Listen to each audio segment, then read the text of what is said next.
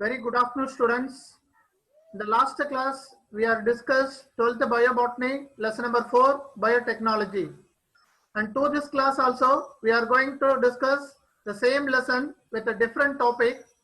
The topic is Biophrasy as well as Bioprospects. உயிரி பொருள் கொள்ளை மற்றும் உயிரி வளத்தை நாட்டல் இந்த ரெண்டு டாபிக்ல தான் today we are going to discuss the topics. And the first one here, PHP, polyhydroxybutyrate. It is one of the natural plastic. இயற்கையா நாம உருவாக்கக்கூடிய plastic. Usually in our day-to-day life we are using synthetic polymers. These synthetic polymers are non-degradable and pollute to the soil. When we are going to burn this artificial synthetic polymers, is make the pollution to the environment, and finally which is going to lead cancer also. So we are trying to take so many efforts to reduce this kind of polymers, that is a plastic. Then finally we have discovered polyhydroxyalkanoids and polyhydroxybutyrate. These two are natural plastics, are used for so many uses, and mostly they are very much used in day-to-day life, and also some of the drug delivery guns they are using. ஏதாவது ஒரு இடத்துல ஒரு மருந்து எடுத்து போய் வைக்கணும்னா இந்த polyhydroxybutyrate கூட நம்ம வச்சோம்னா டார்கெட் டிஷ்யூல நமக்கு தேவையான இடத்துல they are going to settle the antibiotics like scaffold and heart valve. ஒரு சிலருக்கு ஹார்ட்ல ப்ராப்ளம் இருக்கிறவங்களுக்கு வால் ஃபெயிலியரா இருந்தாலும் நம்ம நேச்சுரலா ப்ரிப்பேர் பண்றக்கூடிய இந்த PHP can used as a heart valve. And PHAs also is a macromolecules having thermoplastic. Even some of the plastics of synthetic mean they melt, but this natural plastic never melt, and it is also very much help us as a thermoplastic. And the most important thing, they are biodegradable, biocompatible. Wherever we need, we can use it. Degradation also very easy. And then several microorganisms have been utilized to produce different types of PHA. In the natural plastics உற்பத்தி பண்றதுக்கு numbers of species நாம use பண்றோம். first PHA எந்த species உற்பத்தி பண்ணோம்னா gram positive bacteriasல இருந்து உற்பத்தி பண்ணோம். The name of the bacteria is Bacillus megatherium and Bacillus subtilis corynebacterium. இந்த மூணு பாக்டீரியா தான் famous for production of PHP. And some other later we are using some gram negative bacteria such as a Pseudomonas species and alkaligen. இவங்க ரெண்டு பேருமே gram negative bacteria. First சொன்ன மூணு பேருமே positive bacteria. Then polylactic acid as polylactic acid, that is a PLA. It is also second biodegradable polyesters or bioplastic. It is also one of the components of aliphatic polyesters derived from renewable resources.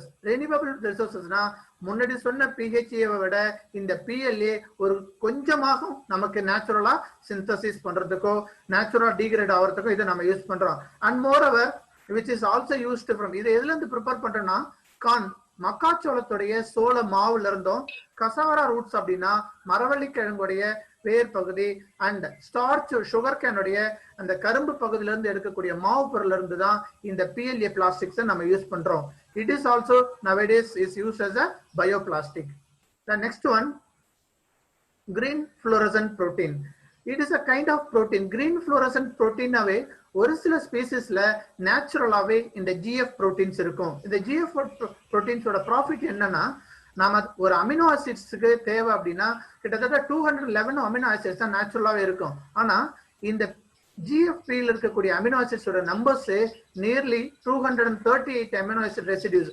அப்ப இது எல்லாமே நேச்சுரலா இருக்கக்கூடிய பிளான்ட்ஸ்லயோ micro ஆர்கானிசம்ஸ்ல இருக்கும்போது இந்த amino ஆசிட்ஸும் சரி புரோட்டீன்ஸையும் நாம extract பண்ணி நம்மளுடைய வேரியஸ் ஹியூமன் வெல்ஃபேர் பர்பஸ்க்கு we can use it. யூசுவலா இந்த புரோட்டீன்ஸோட கலர் பார்த்தனா they are bright green fluorescence. எப்படி இதை நம்ம பார்க்க முடியும்? When these proteins present in the any organism, and the organism மேல UV rays 395 nanometersல நம்ம பாஸ் பண்ணும்போது the GFP proteins are glittering on the UV rays. UV rays நம்ம பாஸ் பண்ணும்போது bright green கலர்ல நமக்கு தெரியும். And they are the protein first isolated from jellyfish. ஆரம்பத்துல இந்த வகையான proteins jellyfishல இருந்தா நாம isolate பண்ணோம். Later which is derived from so many of things. Nowadays it is used as a tool in biology.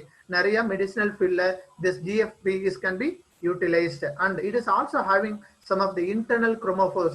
ஒரு சில plants or speciesல இந்த chromophore இருக்கிறதால we are getting lot of things. There's a cofactor, gene products, enzymes, substrate and other molecular oxygen. So those of facility have the problem in the oxygen deficiency or ஒரு சில reactionsக்கு enzymes தேவை, cofactors வேணா இந்த GFP நாம use பண்ணிக்கலாம்.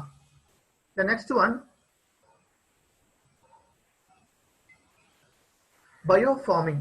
Biofarming na farming in the sense we are using for உயிர்கள் பயன்படுத்தி pharmaceuticalsல நம்ம யூஸ் பண்றோம். biomedicines pharmaceutical process itself இல்ல பிளான்ட்டோட பாடிக்குள்ள many microbes are used as a medicines purpose or human welfare purpose, that is called biofarming. It is also called as a molecular farming. இன்னைக்கு நிறைய பிளான்ட்ஸ்க்கு sugar plants நம்ம உற்பத்தி பண்றோம். Sugar பிளான்ட்ஸ்ல இருந்து வரக்கூடிய இன்சுலினை ஹியூமனுக்கு நாம use பண்ணிக்கிறோம். Likewise production and use of transgenic plants genetically engineered to produce a pharmaceutical substance. மருத்துவ குணமிக்கக்கூடிய பொருட்களை நம்ம ஜீன் மேனிஃபிகேஷன் பண்ணி வரக்கூடிய பிளான்ட்ஸ்ல இருந்து மெடிசினல் பர்பஸ்க்காக யூஸ் பண்றோம். It is also called as a molecular farming or farming. The different form of medicinal. So in the molecular farming or biofarming இருந்து உற்பத்தி பண்ணக்கூடிய products they are entirely different from the medicinal plants. Medicinal plants நாவே நேச்சுரலா இருக்கும். ஆனா biofarmingல வரக்கூடிய plants நம்மளுடைய பர்பஸ்க்காகவோ நம்மளோட மெடிசின்காகவோ ஜீனை transfer பண்ணி நாம உற்பத்தி பண்ணக்கூடியதுதான் biofarming. And many of the pharmaceutical substances can be produced from this biofarming. Example, golden rice. Golden ரைஸ்ன்னு சொல்லும்போது ஒரு சில ரைஸோட வெரைட்டிஸ்ல விட்டமின் ஏவுக்கான கண்டென்ட்டையும் ஒரு சில ஸ்டார்ச் கண்டென்ட்டையும் இன்க்ரீஸ் பண்ணிருக்கோம் ஜீனை டிரான்ஸ்ஃபர் பண்ணும்போது. அப்ப யார் யாரெல்லாம் விட்டமின் டெஃபிஷியன்சி இருக்கோ அவங்களுக்கு இந்த கோல்டன் ரைஸ் வெரைட்டிஸை சாப்பிடும்போது ஸ்டார்ச் கண்டென்ட் அதிகமா இருக்கும், பிளஸ் விட்டமின் டெஃபிஷியன்சி அவங்களுக்கு குறையும். அப்ப அவங்களால விட்டமின் ஏ டெஃபிஷியன்சில கண்ணாடி போடுற பிரச்சனையும் தீர்ந்துரும். ஸோ இதுதான் நம்ம பயோஃபார்மிங்ல method. The next one, bioremediation. Remedy அப்படின்னாவே ஒரு தீர்வுன்னு சொல்லுவோம். என்விரான்மெண்ட்ல இருக்கக்கூடிய ஒரு பிரச்சனையை லிவிங் திங்ஸ் யூஸ் பண்ணி நம்ம அந்த பிரச்சனையை சால்வ் பண்ண போறோம். That is called bioremediation. There are certain microorganism and are plants use the environmental pollution. சுற்றுப்புறத்துல இருக்கக்கூடிய ஒரு பிரச்சனையோ இல்ல பொல்யூஷன்ஸையோ மைக்ரோ ஆர்கானிசமோ இல்ல பிளான்ட்ஸை யூஸ் பண்ணி அந்த ப்ராப்ளத்தை நம்ம சால்வ் பண்றதுக்கு பேர் தான் bio remediation. In Tamil we used to call it as a உயிரியல் தீர்வு.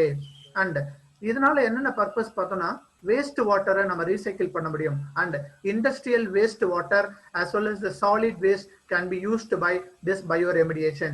And removal of oil, petrochemicals residues, pesticides, heavy metals and soil as well as ground water. இந்த மாதிரி பொல்யூஷன்ஸ் எல்லாமே அங்க இருக்கிற சோர்சஸ்லயே ஒரு சில மைக்ரோப்ஸ் ஒரு சில பிளான்ட்ஸை வச்சு நம்ம கிளீன் பண்ண முடியும். இந்த பயோ ரெமிடியேஷன்ல நம்ம யூஸ் பண்ணக்கூடிய micro organism it is a very less expensive. less expensiveனா ஒரு பொல்யூட்டன் நம்ம ரிலீஸ் பண்றதுக்கு யூஸ் பண்ணக்கூடிய micro organism they are easily available as well as less expensive. நம்ம அதிகமா காசு செலவு பண்ணக்கூடிய அவசியம் இல்லை. மற்ற பிசிக்கல் கெமிக்கல் மெத்தட்ஸ் ஆஃப் காட்டிலும் bio remediation is one of the less expensive. and bio remediation is a cheaper and eco-friendly. நாம யூஸ் பண்ணக்கூடிய இந்த மைக்ரோ ஆர்கானிசத்தால என்விரான்மெண்டலுக்கும் சரி காஸ்ட்லி வைஸோ இல்லை நம்ம யூஸ் பண்ணக்கூடிய ஹேண்டிலுக்கு நச்சிருக்கோம். It is very much uses.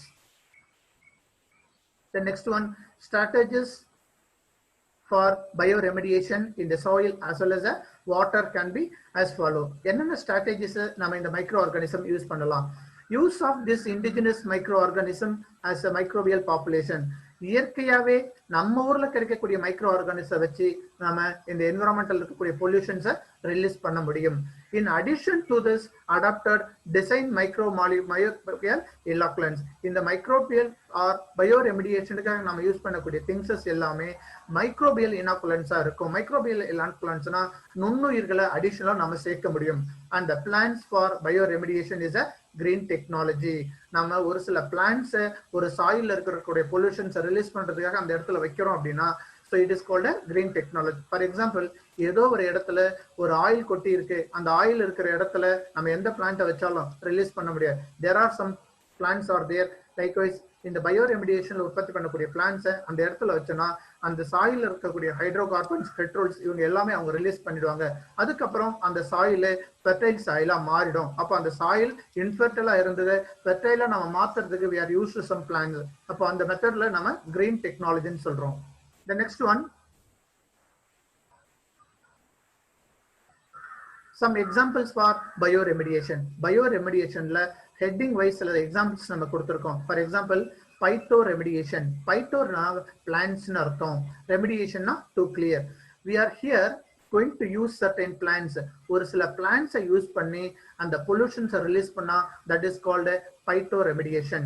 and mycoremediation. mycoனா ஃபங்கஸை பத்தி சொல்லக்கூடியது. ஒரு சில பொல்யூஷன்ஸை என்விரான்மெண்ட்ல ரிலீஸ் பண்றதுக்கோ கியூர் பண்றதுக்கோ we are going to use some fungi.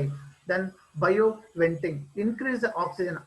சில நேரங்கள்ல சில மைக்ரோ ஆர்கானிசத்தை வச்சு ஆக்சிஜன் இந்த ஏர்ல இருக்கக்கூடிய பொல்யூஷன்ஸை நாம குறைக்கிறோம். So that is called bio venting. Bio leaching, உயிரி கரைத்தல்னு சொல்லுவாங்க. Some of the micro organism is recover the metal pollution and contaminated sites. ஏதோ ஒரு இடத்துல சில ஹெவி மெட்டல்ஸ் இருக்கு, அந்த ஹெவி மெட்டல்ஸ் ரெடியூஸ் பண்றதுக்கு இந்த லீச்சிங் மெத்தட்ல we are going to use certain plants. The next one, some examples for bioremediation continuity தான். Bioaugmentation. பயோ ஆகுமெண்டேஷன்னா உயிரி பெருக்கமடைதல். ஆல்ரெடி ஒரு சில ஸ்பீசிஸ் இருக்கும், it take time to clear the பொல்யூஷன்னா அடிஷனா நாம ஒரு சில மைக்ரோ ஆர்கானிசத்தை பொல்யூட்டட் ஏரியாவில் ஸ்பீடப் பண்ணி அதை டிகிரேட் பண்ண வைக்கிறதுக்கு பேர் தான் பயோ ஆகுமெண்டேஷன். அண்ட் கம்போஸ்டிங், உரமாக்குதல். there are some pollutings are there or some pollutions இருக்கு அப்படின்னா அந்த பொல்யூஷன்ஸை ரீசைக்கிள் பண்ண வச்சு மேன்யூரா கன்வெர்ட் பண்றதுக்கு ஒரு சில மைக்ரோப்ஸை நம்ம யூஸ் பண்ணலாம். அந்த மேன்யூரை பிளான்டோடைய கிரோத்துக்கு, அப்போ ஒரு பொல்யூஷன் வேஸ்ட் பிளான்ஸ் யூஸ் பண்ணி we are used as a manure. then rhizofiltration, வேர் மூலம் வடிகட்டுதல். ஒரு சில தண்ணில அதிகமா டாக்ஸின்ஸ் இருக்கும், அந்த டாக்ஸின்ஸை நம்ம வடிகட்ட முடியாது. சில பிளான்ட்ஸை அந்த வாட்டர் பாடிஸ்குள்ள இன்செர்ட் பண்ணும்போது the plants has to grow with the help of the plant root. they are going to filter the pollution in the water. so here they become organic components by rhizosphere microorganism. and rhizostimulation, வேர்கள் மூலம் தூண்டுதல். there are certain root living bacterias or microbes இருக்கும். இந்த ரூட்ல வாழக்கூடிய பாக்டீரியாஸை வச்சு அங்க இருக்கக்கூடிய பொல்யூஷன்ஸை ரிலீஸ் பண்ணணும்னா that is called rhizostimulation. and next one is limitation. limitationsனா இதுல ஒரு சில தீர்வுகள் இருக்கு. the biodegradable contaminant can be transformed using the bioremediation process. நாம யூஸ் பண்ணக்கூடிய பொருள் எல்லாமே பயோடிகிரபிளா இருக்கணும். இதனால அங்க இருக்கிற பொல்யூஷன் கூட சேர்ந்து எக்ஸ்ட்ரா பொல்யூஷன் வரக்கூடாது. it is one of the specifically made by accordance to the condition of contaminated site. contaminated siteல இது ஸ்பெசிஃபிக்கா மட்டும்தான் ரியாக்ட் பண்ணணும், எல்லாத்துலயுமே போய் ரியாக்ட் பண்ணக்கூடாது.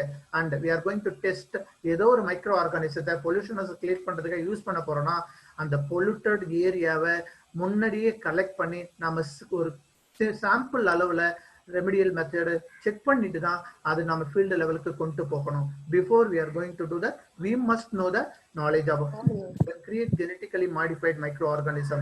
நம்ம ஒரு ஜெனட்டிக்கல் ஆர்கானிசம் யூஸ் பண்ண போறோம்னா அந்த பயோ ரெமிடியேஷனுக்கு அது ஏத்ததா இல்லையான்றதை we should not check it. the next one, biofuel or algal fuel. we are having answer in the topic itself. biofuel or algal fuel அப்படின்னா ஒரு சில பிளான்ட்ஸோ இல்ல மைக்ரோப்ஸோ நமக்கு ஃபியூலா யூஸ் பண்ண போறோம் அப்படின்னா அது பயோஃபியூல். அதுல முக்கியமா algal biofuel. Most of the algae, பொதுவா ஆல்காஸ் எங்க இருக்கும் அப்படின்னா they are freely living in the marine waters. அதிக அளவுல கடல்கள்ல இருக்கும். அப்போ அந்த ஆல்களை கலெக்ட் பண்ணி we make them transform into some fuel. so அந்த ஆல்கல் ஃபியூலை நாம எரிக்கிறதுக்காக யூஸ் பண்றோம்னா that is called algal fuel. Mostly algal oils are alternative liquid for fossil fuel. இந்த ஆல்காவில இருந்து எடுக்கக்கூடிய ஆயில்ஸ் லிக்விட் ஃபாசில் ஃபியூவலுக்கு ஈக்குவலா இருக்கு. அப்ப நம்ம பெட்ரோலியம், டீசல் இந்த மாதிரி விஷயங்களுக்கு டிபெண்ட் பண்ணி இருக்கணும்னு அவசியம் இல்லை. அதே போல இதுல இருந்து வரக்கூடிய ஃபியூல்ஸ் எல்லாமே ஈகோ ஃப்ரெண்ட்லியா இருக்கும். And they are sources of energy rich oil.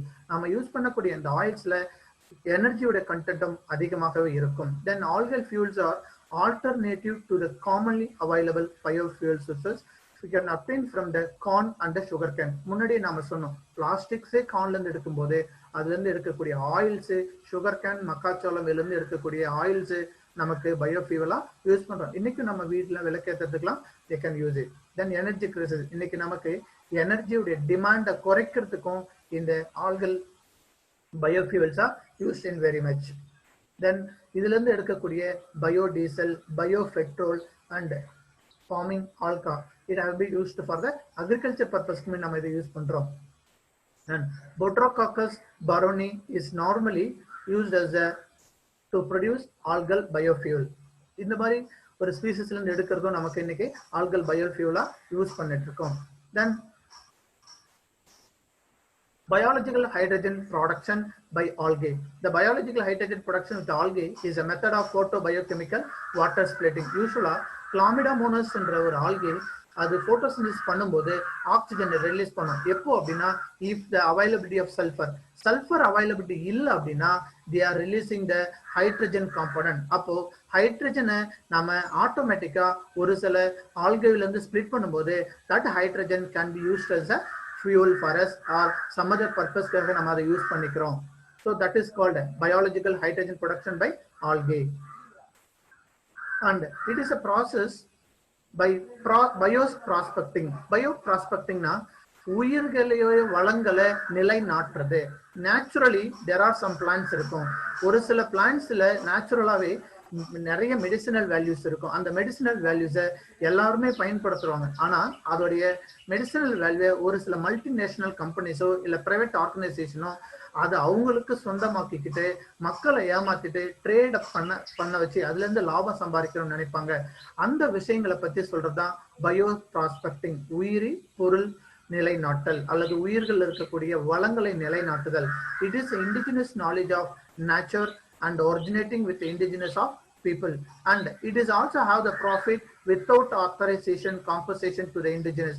இந்த இயற்கை வளங்களை அவங்க உற்பத்தி பண்ணக்கூடிய இடத்துல அவங்களுக்கே தெரியாம அதை சுரண்டி விற்பனை செய்யறத பத்தி சொல்றதுதான் bioprospecting. Next one biopiracy. Biopiracy அப்படின்னா இது ஒரு கொள்ளைன்னே சொல்லலாம். கொள்ளைன்னா என்ன? உயிரி வள கொள்ளை, உயிர் பொருள் கொள்ளை.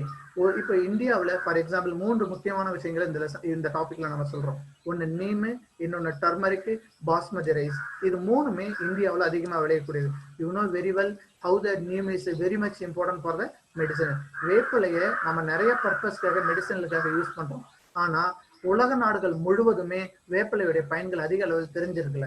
ஆனா we know very well what is the importance of neem, turmeric as well as basmati. இந்த பயோப்ரைஸ்ன்றது நம்ம ஊர்ல விளையக்கூடிய நீமோடைய ப்ராடக்ட்ஸை மற்ற மல்டிநேஷனல் கம்பெனிஸ் எடுத்துட்டு போயிட்டு அவங்க உலக வர்த்தக நிறுவனத்துல ட்ரேட் மார்க் வாங்கி அதை சேல்ஸ் பண்ணலாம். ஈவன் நாம உற்பத்தி பண்ற பொருளை அவங்க ஒரு எக்ஸ்ட்ராக்ட் பண்ணி அதுல இருந்து ஆயில் கொடுக்குறாங்கன்னா நாம காசு கொடுத்துதான் வாங்கணும். ஏன்னா அதை சேல்ஸ் பண்ற பேட்டன் ரைட்ஸை மற்ற நிறுவனங்கள் வாங்குறாங்க. அதுல ஒரு சில எக்ஸாம்பிள்ஸ் இருக்கு.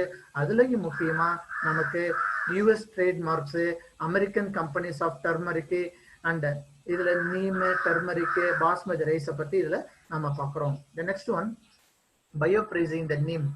வேர்ல்டு வைட்ல நீமோடைய ஸ்பெஷாலிட்டி நமக்கு தெரியும். In India it is very much used as a medicine as well as bone injury. இந்தியாவில் பார்த்தோன்னா நீமோட யூஸும் அதோட ஆயிலோடைய பர்பஸும் ஃபங்கல் டிசீஸ் மட்டும் கிடையாது, பாக்டீரியல், ஸ்கின் இன்ஃபெக்ஷன் எல்லாத்துக்குமே நம்ம யூஸ் பண்றோம். And the knowledge of this united status, இதோடைய விஷயத்தை பத்தி அமெரிக்க நிறுவனம் தெரிஞ்சுக்கிட்டு நாம யூஸ் பண்ணக்கூடிய நீமுக்கு அவங்க ஒரு பேட்டன் ரைட்ஸ் வாங்கி அதுல இருக்கக்கூடிய அந்த பேட்டன் ரைட்ஸை என்ன பேர்ல வாங்குறாங்க அப்படின்னா ஹைட்ரோபோபிக் ஆஃப் நீம் ஆயில், நீம்ல இருக்கக்கூடிய நீரை உறிஞ்சா தன்மைக்கூடிய ஆயில் தன்மையை உலகம் முழுவதும் நான் விற்கணும், அதுக்கு எனக்கு பேட்டன் ரைட்ஸ் கொடுங்க அப்படின்னு சொல்லி வேர்ல்ட் ட்ரேட் சென்டர்ல வாங்கிட்டாங்க. ஆனாலும் அது உற்பத்தி பண்றது நாம உற்பத்தி பண்றக்கூடிய நீமை அவங்க கொஞ்சம் எக்ஸ்ட்ராக்ட் பண்ணி அது மெடிசனா உலகம் முழுவதும் விற்கணும்னா நம்மளால முடியாது, ஏன்னா நம்ம கிட்ட பேட்டன் ரைட்ஸ் கிடையாது. அப்போ வாங்கி சேல்ஸ் பண்ற ஆரம்பிக்கும் போது நம்மளுடைய நாலேஜ் இல்லாமலே நம்மளுடைய பொருளை உலகம் முழுவதும் அவன் சேல்ஸ் பண்றான். இது எப்போ நடந்தது அப்படின்னா கிட்டத்தட்ட 1995. எப்படி இவனுக்கு அது தெரியும் அப்படின்னு சொன்னா, நாம we are releasing one articles ஒரு ஜேர்னல்ல பப்ளிஷ் பண்றோம். எந்த வருஷம் 1953ல இந்தியன் மெடிக்கல் அசோசியேஷன் ஒரு புக் பப்ளிஷ் பண்ணுது. அந்த புக்ல நீமோட மெடிசனல் பர்பஸ் பத்தி நம்ம சொல்லிட்டோம். அதை தெரிஞ்ச அமெரிக்க நிறுவனம் அதுக்கான பேட்டன் ரைட்ஸை வாங்கி they are have the patent rights to sell the world. அதுக்கப்புறம் கொஞ்ச நாள் கழிச்சு நிறைய அப்ஜெக்ஷன்ஸ் வந்ததுக்கு அப்புறம் we have patent rights கிட்டத்தட்ட ஒரு 5 இயர்ஸ்க்கு அப்புறம் நாம அதை ஸ்டாப் பண்ணிட்டோம். அதே போலதான் the patent rights for basmati bioprecision பாஸ்மதிக்கான patent rights September 2 1997ல US is got. US எப்படி நம்ம கிட்ட இருந்து நீமுக்கு எடுத்தாங்களோ அதே போல பாஸ்மதி உற்பத்தி பண்றது நாம, ஆனா உலகம் முழுவதும் சேல்ஸ் பண்ற கெப்பாசிட்டியை அந்த ட்ரேட அமெரிக்கா வாங்கிறோம். என்ன பேர்ல வாங்கிட்டோம் அப்படின்னா they got as a basmati as a rice line அப்படின்ற ஒரு ரைஸ் டெக் அப்படின்ற ஒரு நிறுவனத்துக்கிட்ட சொல்லி அவனுடைய பேர்ல தான் அது விற்க ஆரம்பிச்சது. அதே போல இந்த பாஸ்மதியோட பேரும் அமெரிக்காவுக்கு சொந்தம் அப்படின்னு சொல்லி பேட்டன் ரைட்ஸ்ல வாங்கிட்டான். ஆனாலும் ஒரு 5 இயர்ஸ் இவன் நமக்கே தெரியாம இந்த பொருளை உலகம் முழுவதும் வித்துட்டாருன்னு சொல்லி நாம வேர்ல்டு ட்ரேட் சென்டர்ல ஆர்கனைசேஷன்ல இன்ஃபார்ம் பண்ணி we got and reserved of patent rights in the year of 2002. கிட்டத்தட்ட ஒரு 5 வருஷம் போராடி தான் அந்த பேட்டன் ரைட்ஸை நம்ம குறைச்சோம். அப்போ நிறைய விஷயங்கள் இந்தியாவுடைய நேச்சுரலாவே உற்பத்தி ஆகுது. அதை மற்ற நாடுகளுக்கு நாம தெரிஞ்சோ தெரியாமல சொல்றதால அவன் அது ஒரு வியாபார பொருளாவே மாத்திக்கிறான். அதுக்கப்புறம் 2002ல ரைஸ் டெக்ன்ற நேமு மாறி 15 ரூல்ஸை கொடுத்தாங்க. அந்த 15 ரூல்ஸுக்கு அப்புறம் அந்த ரைஸ் டெக்கோட நேம் என்னவா மாறுதுன்னா லைஸ் லைன் 867 அப்படின்னு சொல்லி மாத்திட்டான். அதுக்கப்புறம் இந்த பாஸ்மதி ரைஸோட நேம் இந்தியாவுக்கு தான் சொந்தம் அப்படின்னு சொல்லி we are changed the patent rights also. Then applications of பயோடெக்னாலஜியோட அப்ளிகேஷன்ஸ்ல 21st செஞ்சுரியில most trusted area the wanted products எல்லாமே பயோடெக்னாலஜில இருந்து தான் நம்ம உற்பத்தி பண்றோம். And it is very much used in the field of agriculture, medicine, environment as well as commercial industries. நிறைய transgenic varieties of plants நம்ம பயோடெக்னாலஜி உற்பத்தி பண்ணியிருக்கோம். Like BT cotton, BT rice, BT tomato, BT tobacco, BT cauliflower, potato and banana. These are very much used as for our day-to-day life. And likewise, many of the biotechnology products such as transgenic, pesticide resistant, stress resistance and resistant varieties of agriculture crops.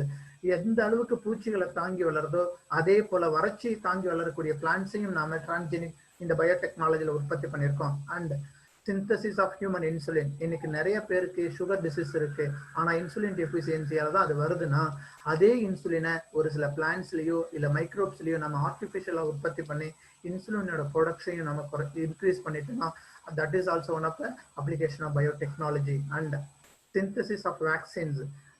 ஒரு சில தடுப்பூசி மருந்துகள், enzymes, antibiotics, then it is also very much used in the beverages and the medicinal industries also by the applications of biotechnology. And biochips based biological computers.